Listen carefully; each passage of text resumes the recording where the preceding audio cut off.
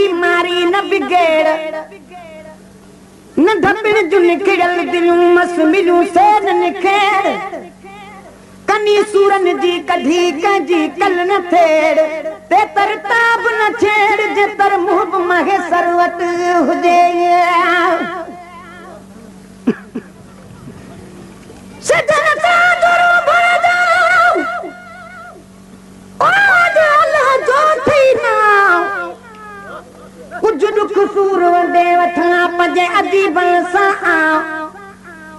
सजन सरापा मोर आमा सारो का जैमें सूर न सोजणो सो थुडे भंज जे था ॾियण महे सर ये कुर्ब नहीं दो कह खे सजन सा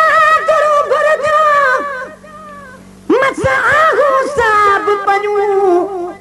परदेसी मेहमान सा कुछ कचहरियूं त कयूं रातों रूह जमीन ते लख आयूं लख वयूं के खिलाइन के ख्याल में के बनन खिल खयूं जे महेसर तलबियूं से घयूं घर आ गयूं सजन सा गुरु भर जा भली टिखी रात हुजे जिया वञण जी महबूब के नवाई बात हुजे हमेशा हिन ज़ईफ़ वटि ही तरसल ज़ात हुजे जीअं महेसर वीचार में मखलूकात हुजे तहड़ी ज़ात हुजे जंहिंजे ॾिसण सां ॾुखड़ा लहनि पर सजन सां गुरु भर जा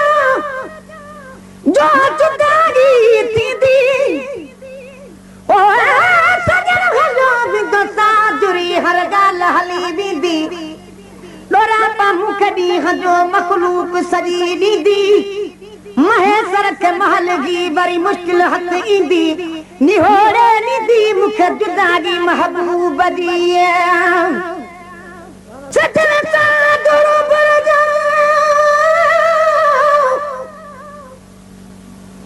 पर सजन सा गुरु भर जा तुरानी दो उभरण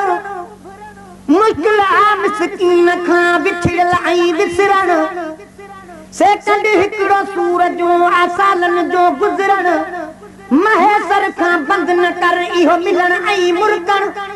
सजना जन सां निकरण तुझो तलब वारन लाइ तीर आ